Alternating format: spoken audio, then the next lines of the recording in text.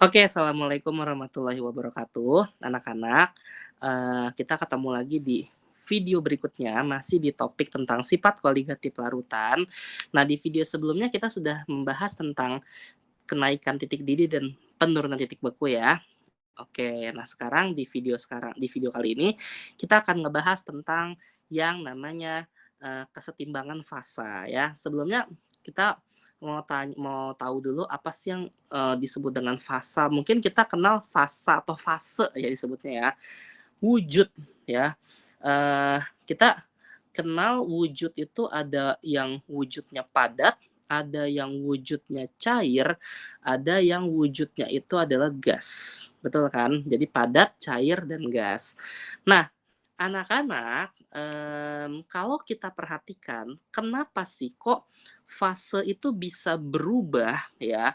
Contohnya misalnya padat bisa jadi cair, cair bisa jadi gas, atau sebaliknya gas bisa jadi cair, cair bisa jadi padat, padat pun bisa jadi gas, ya nggak?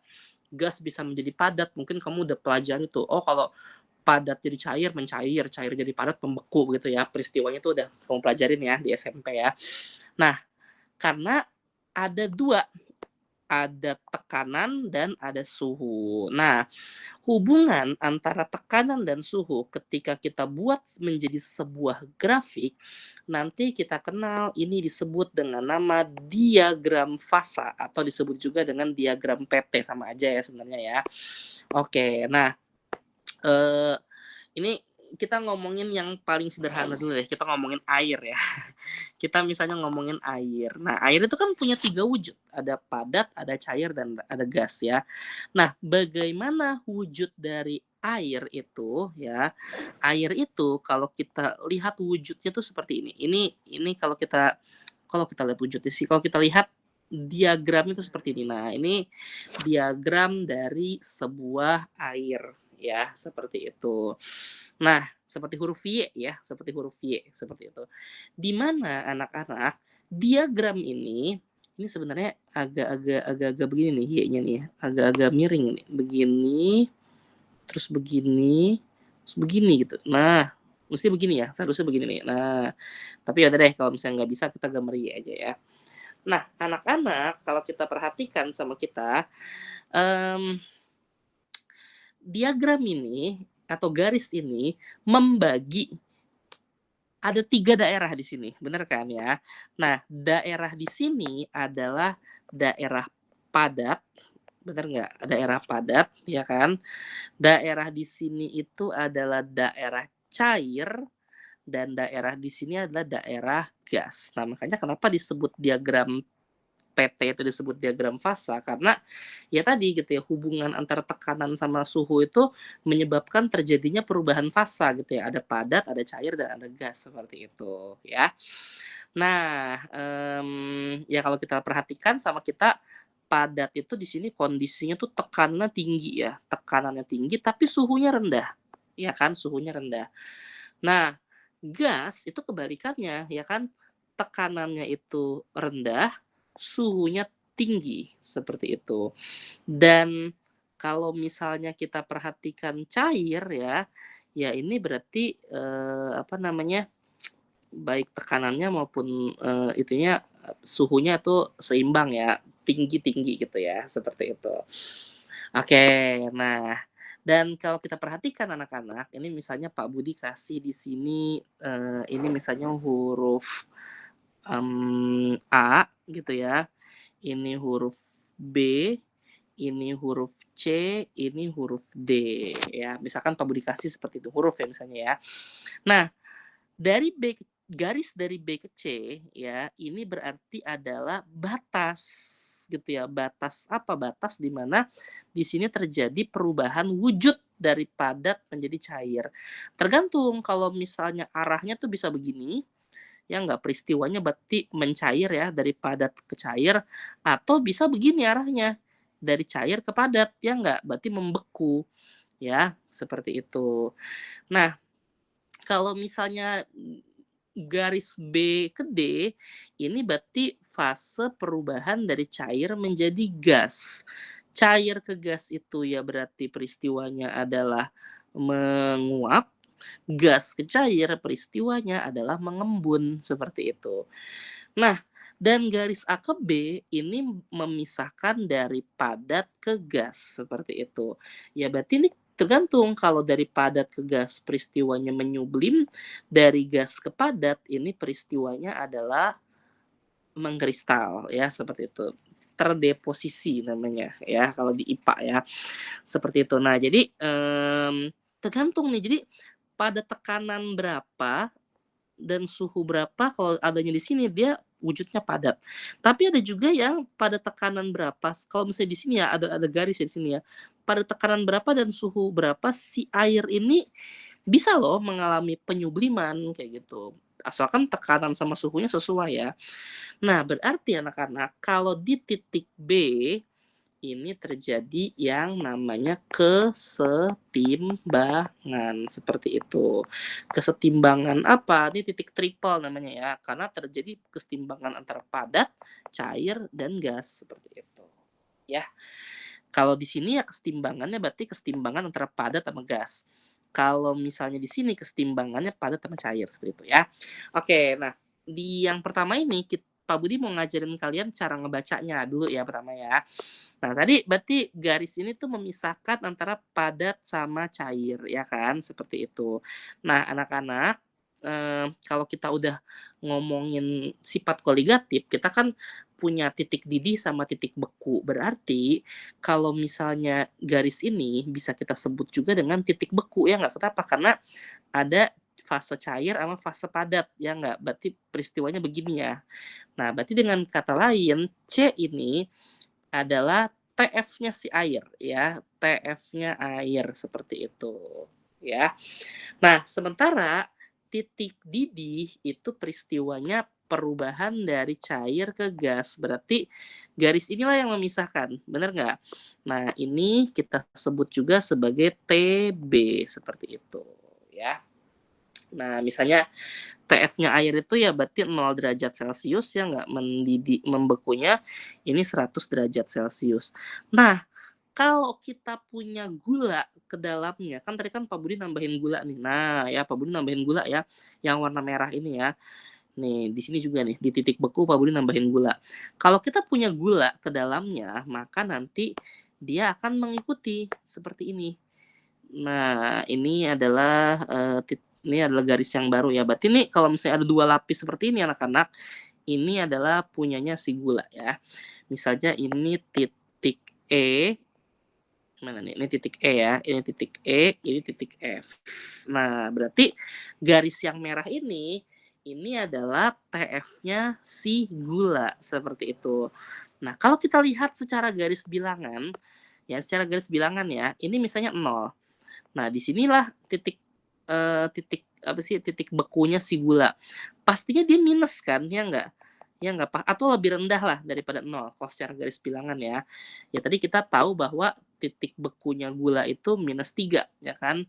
Ini TF1, ini TF2 ya. Nah, TF2-nya itu adalah -3 derajat Celcius. Nah, maka anak-anak, inilah peristiwa yang disebut dengan penurunan titik beku ya, dari 0 ke -3. Jadi secara diagram fase pun juga akan mengalami penurunan gitu ya, pasti adanya di sebelah kiri, kayak gitu.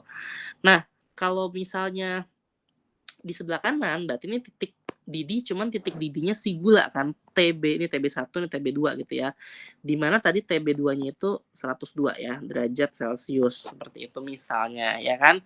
Nah, jadi kalau secara garis bilangan pun ya, ini kan kalau misalnya ini adalah 100, pasti ini lebih dari 100 kan, 102 misalnya tadi ya, kayak gitu, ya kan. Nah, sehingga anak-anak dari D ke F itu terjadi yang namanya delta TB atau kenaikan titik di seperti itu.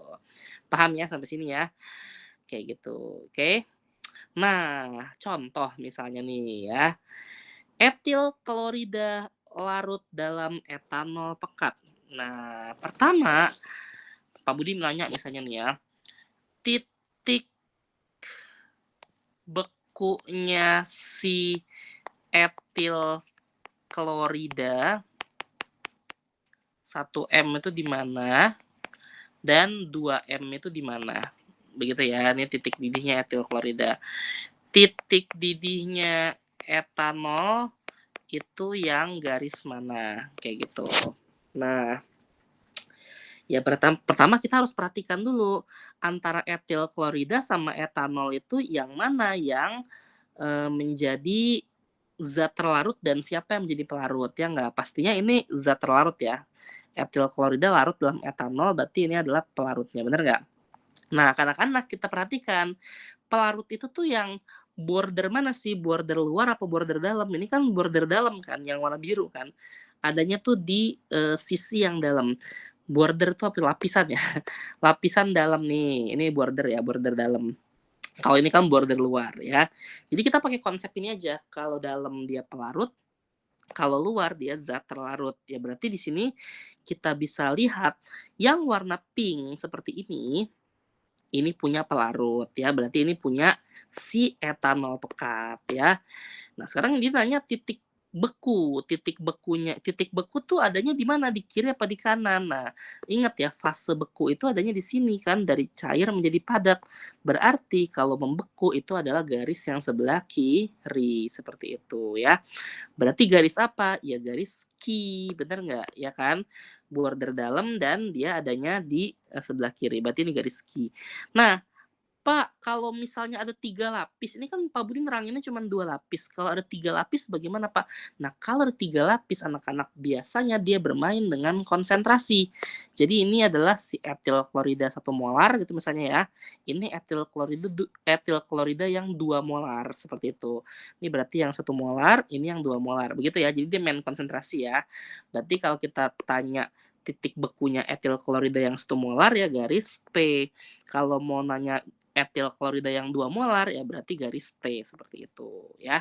Berarti kalau misalnya dia nanya TB-nya, TB etil klorida yang 1 molar berarti garis S ya. TB etil klorida yang 2 molar garis U dan TB-nya si etanol itu adalah garis R. Sip, seperti itu. Bisa dipahami ya sampai sini ya. Oke, nah anak-anak, mungkin kalau materi SMA-nya cukup sampai di sini dulu ya. Nah, nanti Pak Budi mau jelaskan ke materi yang untuk Olimpiade. Jadi bagi kalian yang bukan anak Olimpiade, kalau nonton video ini cukup sampai sini aja ya. Oke, sip. Nah, di sini Pak Budi mau jelasin yang materi berikutnya itu tentang yang namanya kesetimbangan fasa ya. Nah, jadi tadi sebenarnya anak-anak tadi Pak Budi udah jelasin ya, titik-titik seperti ini yang enggak garis-garis seperti ini nih sebenarnya garis kesetimbangan ya. Contoh garis kesetimbangan di sini adalah padat, cair. Jadi ada kesetimbangan ya. Jadi kalau misalnya Pak Budi tuliskan itunya begini ya, padat gitu ya. Nah, cair begitu ya kalau Pak Budi tuliskan seperti itu ya, kesetimbangan. Nah, ini berarti oh ini gasnya kehapus nih gasnya. Nah, berarti kalau misalnya garis yang ini adalah kesetimbangan antara cair sama gas seperti itu ya, cair seperti itu sama gas. Jadi kesetimbangan ya, artinya dia tuh reversible, dia bolak-balik ya, dia bisa ke cair menjadi gas atau bisa gas menjadi cair seperti itu ya. Dan kalau misalnya di sini, ini berarti padat menjadi gas gitu ya. Jadi kesetimbangannya itu adalah padat menjadi gas seperti itu ya. Nah, anak-anak, kalau kita perhatikan, ini kalau di matematika ini disebutnya adalah sebuah gradien, bener ya? Atau kemiringan garis ya.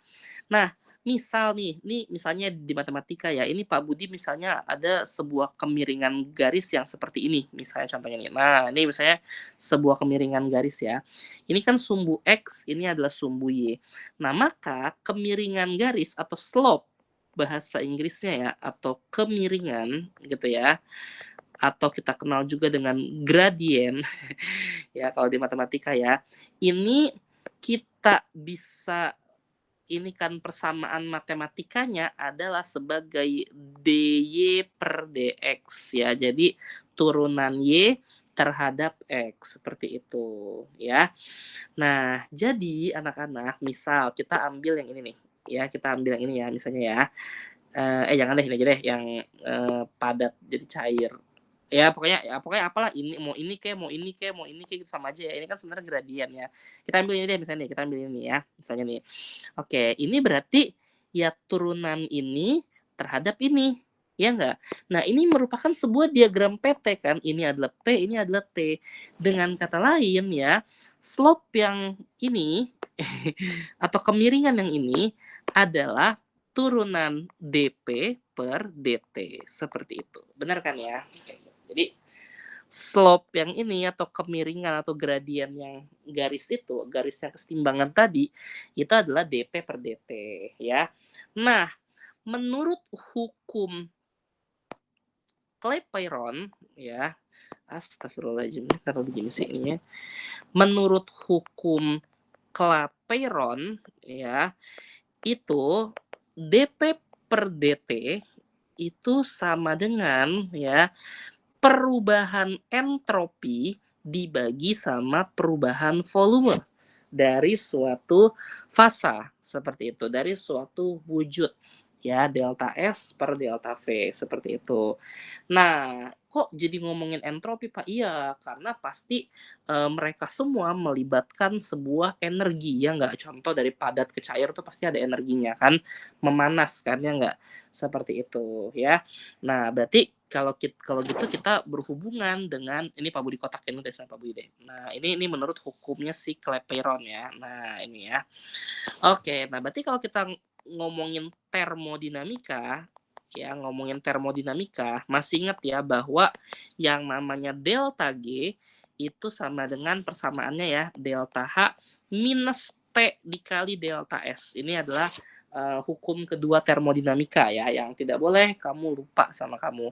Dan satu lagi, ketika dalam posisi kesetimbangan, ya ketika dalam posisi kesetimbangan itu harga delta G sama dengan 0 ya. Benar ya, harga delta G sama dengan 0. Nah, maka anak-anak bisa kita substitusikan, berarti 0 sama dengan delta H min T dikali dengan delta S. Berarti kalau ini pindah ruas ya ke sini ya, supaya nggak 0, supaya nggak kosong, minus delta H karena positif ya kan, pindah ruas jadi negatif, sama dengan minus T dikali delta S. Nah, sehingga coret-coret berarti delta H sama dengan T dikali delta S ya.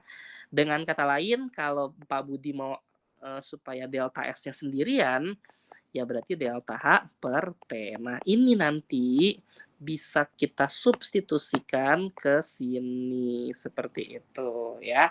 Sehingga kalau kita substitusikan sama kita, ini menjadi dP per dt sama dengan, ya enggak, delta S-nya Bapak ganti jadi delta H per T, ya berarti jadi delta H per T, di bawahnya si delta V-nya punya teman, seperti itu. Oke.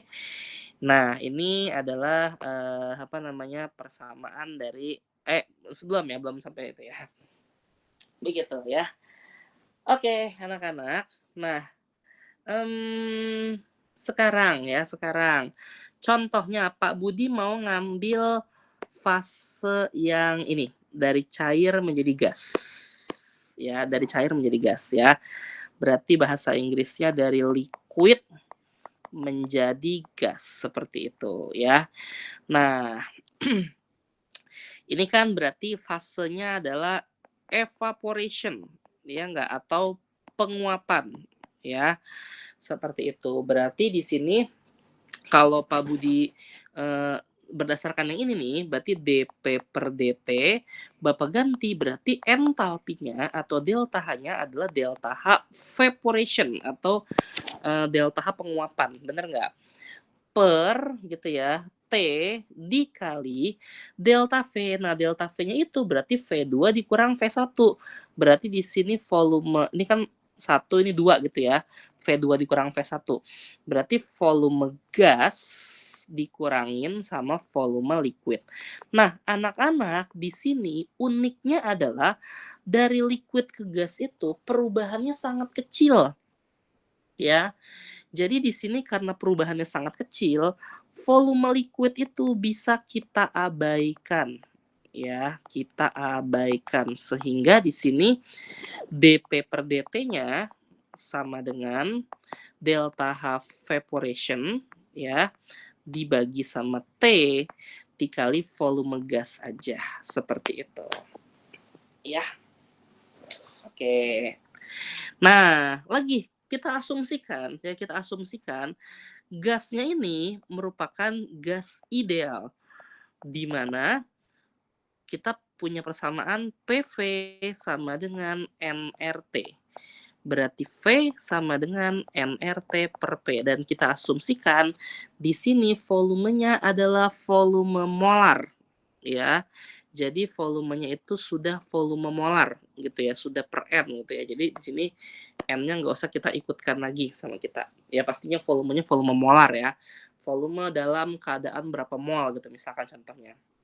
Jadi volumenya itu kita langsung ganti saja sama ini ya, RT per P. Sehingga dP per dt sama dengan delta H evaporation, ya enggak, per, nah ya berarti dikalikan sama ini, ya enggak, dikalikan sama RT per P, kayak gitu. T ketemu sama T, oh jadi T kuadrat, bener nggak? Jadi di sini RT kuadrat. Nah, P-nya gitu kan, karena per P di sini P-nya naik, bener nggak? Kayak gitu, dikalikan sama P, seperti itu ya, P-nya naik. Nah, seperti itu. Kalau sudah seperti ini, anak-anak, ya ini kita kembalikan lagi ya ke apa namanya, P sama P, T sama T gitu ya, biar ketemu gitu ya. Jadi P-nya kita pindahin ke sebelah sini, T-nya kita pindahin ke sebelah sini. Jadi P ketemu sama P, T ketemu sama T gitu ya. Nah, sehingga kalau kita tukar ruas jadi dP per P ya kan sama dengan delta H evaporation gitu kan per R dikali T kuadrat DT, seperti itu. Nah, untuk menghilangkan persamaan diferensial seperti ini, kita gunakan yang namanya integral, bener nggak? Nah, berarti ini P1, ini P2, ya nggak? Ini T1, ini T2. Nah, integral dari 1 per P, kita kenal dengan nama ln P, bener nggak? Jadi ini adalah ln P2 dikurang ln P1 begitu kan ya, sama dengan, nah ini ya, ini adalah konstanta ya, jadi ini kita keluarkan sama kita, nggak usah ikut-ikutan ya, ya. Jadi delta H evaporation per R gitu kan, ya nggak? Nah tinggal sekarang kita mengintegralkan ini ya, T kuadrat itu berarti T pangkat min 2, bener nggak? T pangkat min 2, kayak gitu ya.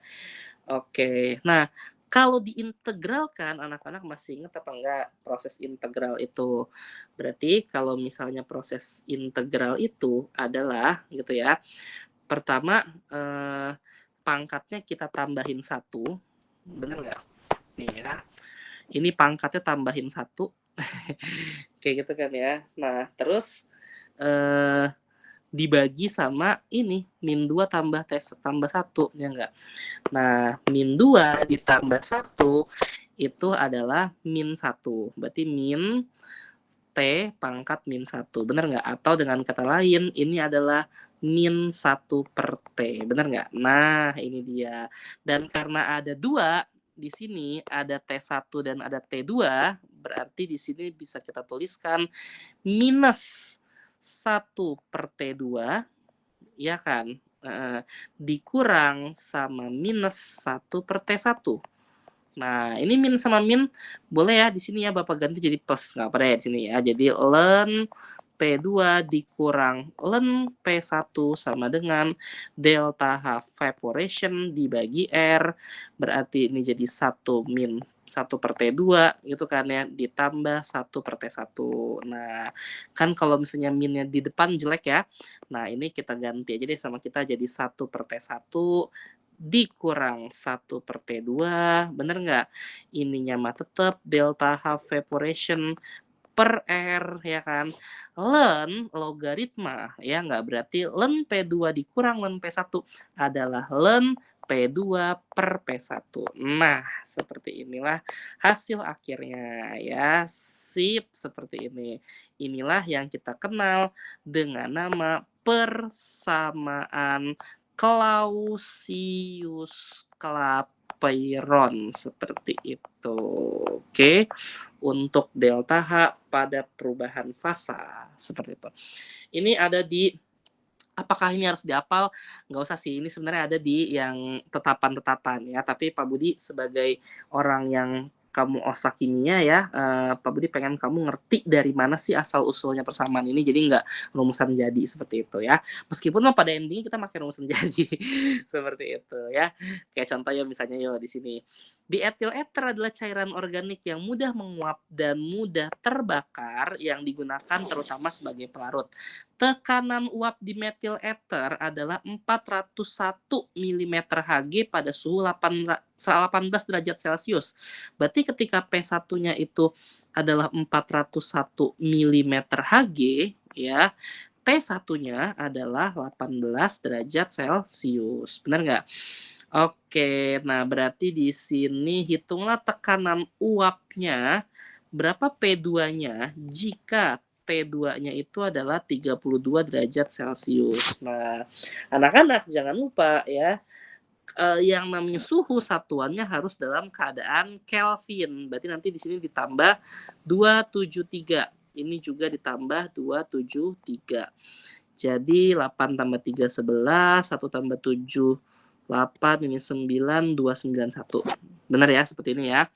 Yang ini berarti 5, kemudian 10, 305 derajat Kelvin, ini juga derajat Kelvin. Nah,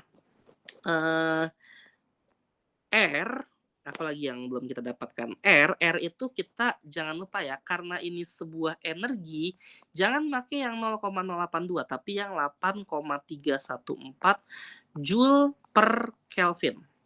Ya, seperti itu. Kalau nggak salah ya, satuannya ya. Ya. Nah, terus apalagi? Delta H. Nah, delta H-nya itu ya kita lihat aja di sini.